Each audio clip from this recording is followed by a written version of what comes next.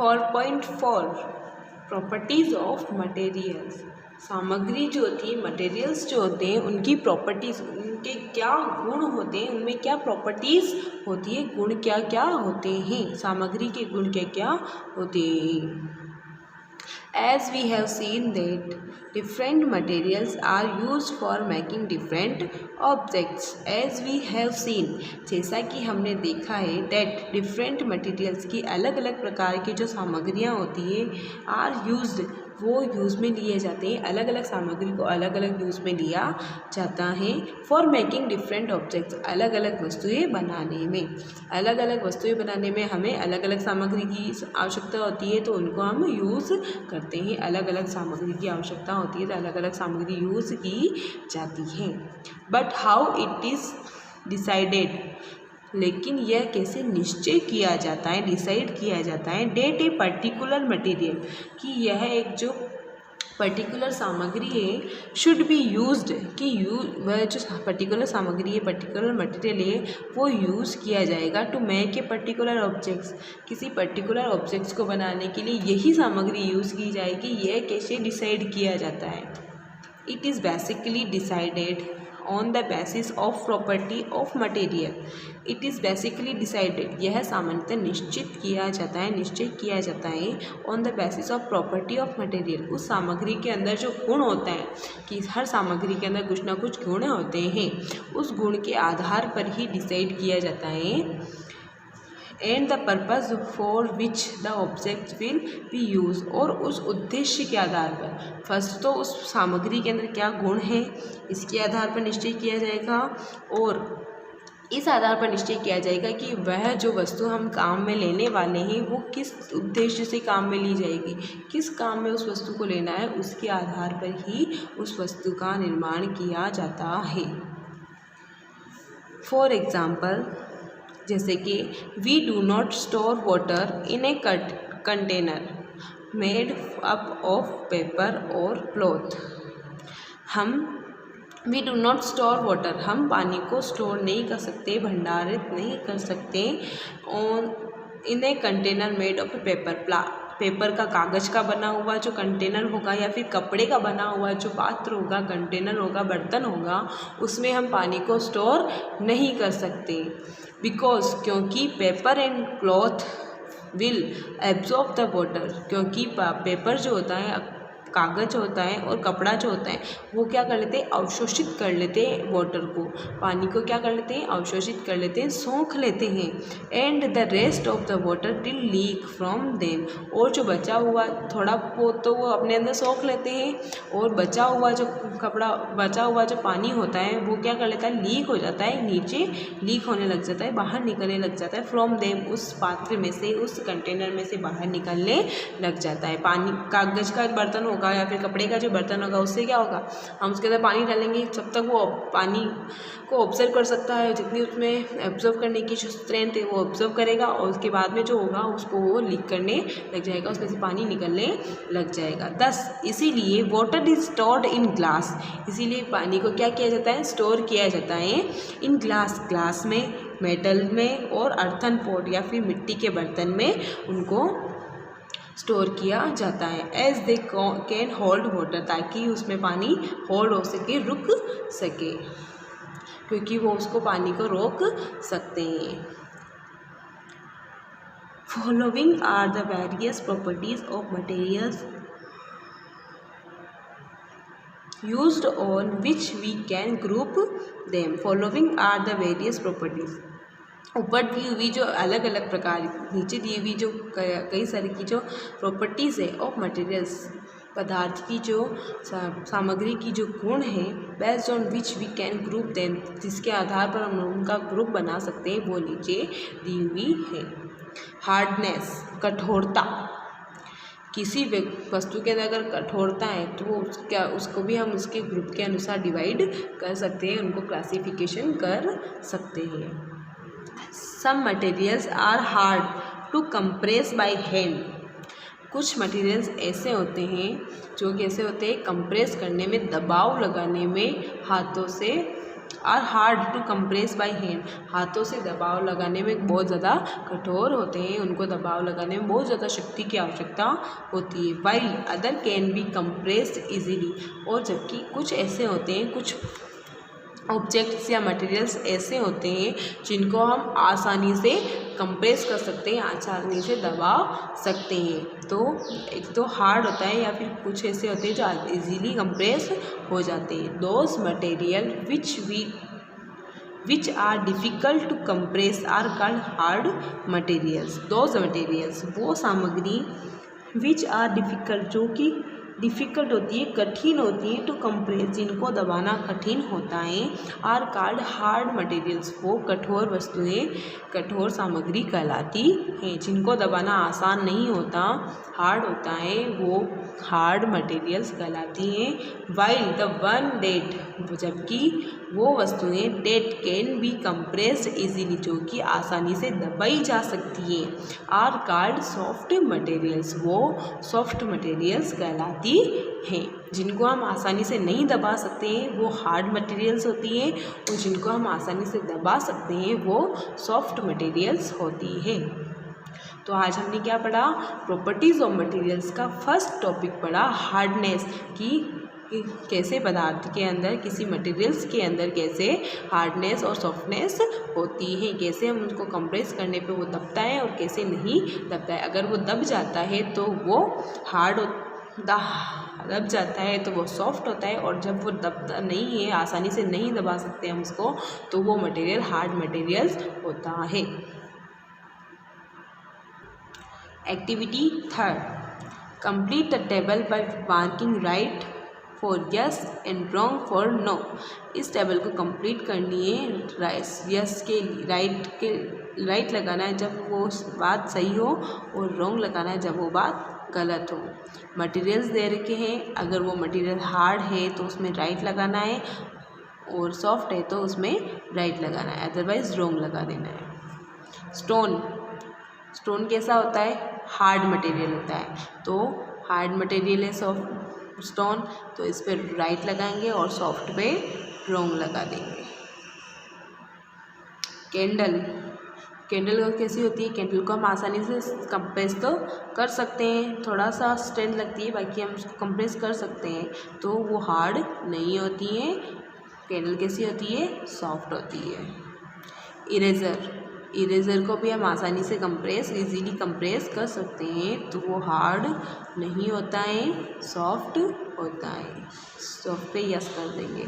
Hammer हथौड़ा कैसा होता है, बहुत ही ज़्यादा हार्ड होता है, उसको हम आसानी से इजीली कंप्रेस नहीं कर सकते हैं, तो हैमर को हार्ड मटेरियल्स में यस करेंगे और सॉफ्ट मटेरियल में नो कर देंगे।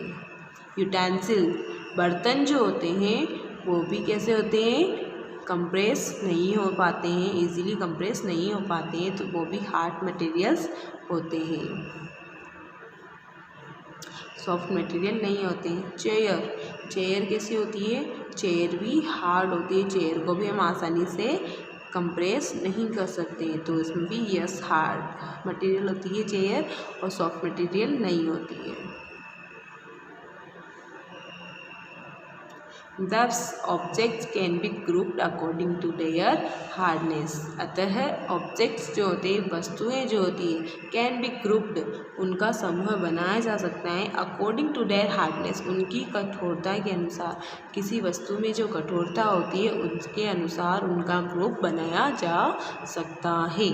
अगर हार्ड होगी तो उसके हार्डनेस के अंदर उनको दो ग्रुप होंगे, हार्ड मटेरियल और सॉफ्ट मटेरियल। अगर वस्तु हार्ड है तो उसको हार्ड मटेरियल में डाल दिया जाएगा, और वस्तु सॉफ्ट है तो उसे सॉफ्ट मटेरियल में डाल दिया जाएगा। प्रॉपर्टीज ऑफ मटेरियल का सेकंड टॉपिक है मैग्नेटिक और नॉन मैग्नेटिक, चुंबकीय और अचुंबकीय। ये क्या होता है मैग्नेटिक और नॉन मैग्नेटिक, इसके बारे में हम आगे पढ़ने वाले हैं। व्हाट डू यू ऑब्जर्व, आप क्या अवलोकन करते हैं, क्या ऑब्जर्व करते हैं। व्हेन यू ब्रिंग मैग्नेट, जब आप पास में ले जाते हैं, मैग्नेट को ले जाते हैं, नियर टू आयरन नेल, लोहे की जो कील है, नेल है, उसके पास में अगर आप मैग्नेट को, चुंबक को लेके जाते हो तो आप क्या देखते हो?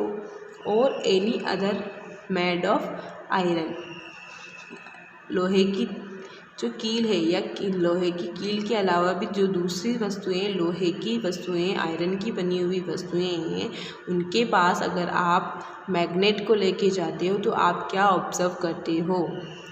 द आयरन नेल और object of iron will be attracted towards the magnet. The iron nail, iron की जो नेल है, आयरन की जो कील है, और ऑब्जेक्ट्स ऑफ आयरन, और लोहे के बने हुए जो अदर ऑब्जेक्ट्स हैं, अदर वस्तुएं हैं, विल बी अट्रैक्टेड, वो आकर्षित होती है, टुवार्ड्स द मैग्नेट, मैग्नेट की तरफ आकर्षित होती है। अगर हमने यहाँ मैग्नेट को रखा, यहाँ हम कील को या फिर किसी भी अदर आयरन के ऑब्जेक्ट्स को लाते हैं तो वो ऑब्जेक्ट से कील जो होगी वो क्या करेगी? इधर की ओर, ये मैग्नेट जो है इसकी ओर आकर्षित होने लग जाएगी, इसके पास जाने लग जाएगी। And then stick on the magnet, और वो वस्तुएं जो होगी वो पहले तो उसकी तरफ अट्रैक्ट होगी और फिर धीरे धीरे क्या हो जाएगी? वो उसके पास जाके स्टिक हो जाएगी, उसके पास जाके चिपक जाएगी। Now place the magnet near paper और प्लास्टिक ऑब्जेक्ट। पहले तो हमने क्या किया कि लोहे की जो कील थी या लोहे की जो ऑब्जेक्ट्स थे उनके पास में हम मैग्नेट को लेके जा रहे थे। अब हमें क्या करना है? Place the magnet near paper और प्लास्टिक ऑब्जेक्ट्स। अब मैग्नेट के पास हमें किसको लेके जाना है? पेपर को, कागज़ को, और प्लास्टिक के ऑब्जेक्ट्स जो हैं उनके पास में हमको मैग्नेट को लेके जाना है। यू विल फाइंड दैट, आप इससे हमें, आपको पता लगेगा, आप हम पता लगाएंगे, देखेंगे, these objects will not be attracted towards the magnet, कि ये जो वस्तुएं हैं, जो पेपर है या फिर प्लास्टिक के जो ऑब्जेक्ट्स हमने लिए हैं वो क्या कर रहे हैं? वो चुंबक के पास अट्रैक्ट नहीं हो रहे, चुंबक की तरफ आकर्षित नहीं हो रहे हैं। The objects that are attracted towards the magnet, ऐसे ऑब्जेक्ट्स, ऐसी वस्तुएं जो कि मैग्नेट की तरफ आकर्षित होती हैं, मैग्नेट की तरफ खींची चली हुई आती हैं, are called the magnetic objects, वो मैग्नेटिक ऑब्जेक्ट्स कहलाती है, चुंबकीय सामग्री या चुंबकीय पदार्थ कहलाती हैं। ऑन द अदर हैंड, उसी दूसरी तरफ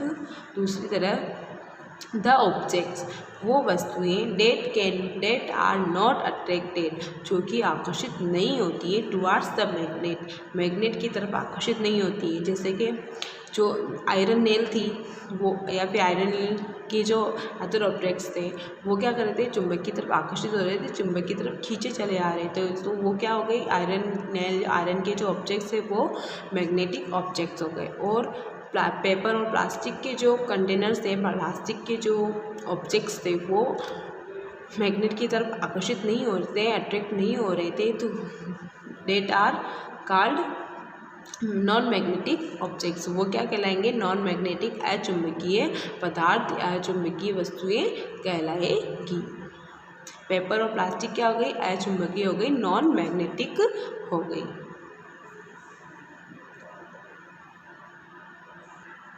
activity 4, bring a magnet near the following objects, हमें एक मैग्नेट लेनी है और नीचे जो ऑब्जेक्ट्स दिए हुए इनके पास हमें उसको लेके जाना है। एंड राइट, और लिखना है, वेदर दे आर मैग्नेटिक और non magnetic in the table below, नीचे जो टेबल दी हुई है इसके अंदर हमें लिखना है कि वो मैग्नेटिक है या नॉन मैग्नेटिक है। ये ऑब्जेक्ट्स हैं और इसमें हमको मैग्नेटिक और नॉन मैग्नेटिक हमें पता करके लिखना है, फाइंड करके लिखना है। नेल्स, कीलें जो होती हैं वो किसकी होती हैं? कीलें आयरन की होती है, लोहे की होती है, तो वो कैसी होगी? आयरन की जो नेल होगी वो तो अट्रैक्ट करेगी, वो चुंबक की तरफ अट्रैक्ट होगी, तो वो कैसी हो गई? मैग्नेटिक। तो नेल कैसी है? मैग्नेटिक।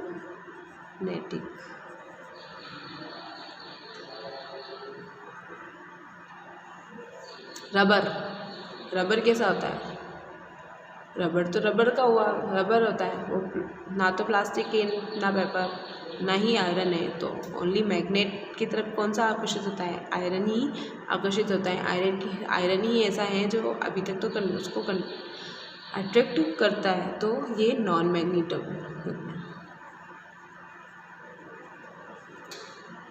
स्क्रू किसका होता है, स्क्रू भी आयरन का बना हुआ होता है, तो स्क्रू एक मैग्नेटिक ऑब्जेक्ट है। नाइफ किसका होता है, नाइफ का आगे का पार्ट जो होता है वो लोहे का होता है, और पीछे का जो होता है उसमें कई बार वो प्लास्टिक का भी होता है और लकड़ी का भी होता है। तो लोहे, उसका अंदर लोहे का पार्ट भी तो होता है आगे, तो नाइफ जो है, चाकू जो है वो मैग्नेटिक होता है।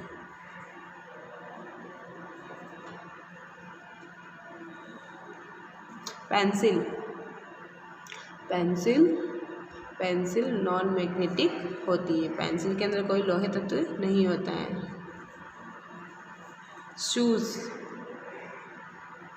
शूज़ क्या होते हैं, नॉन मैग्नेटिक होते हैं, क्योंकि वो मैग्नेट की ओर आकर्षित नहीं होते हैं। शूज़ कैसे होते हैं, नॉन मैग्नेटिक होते हैं।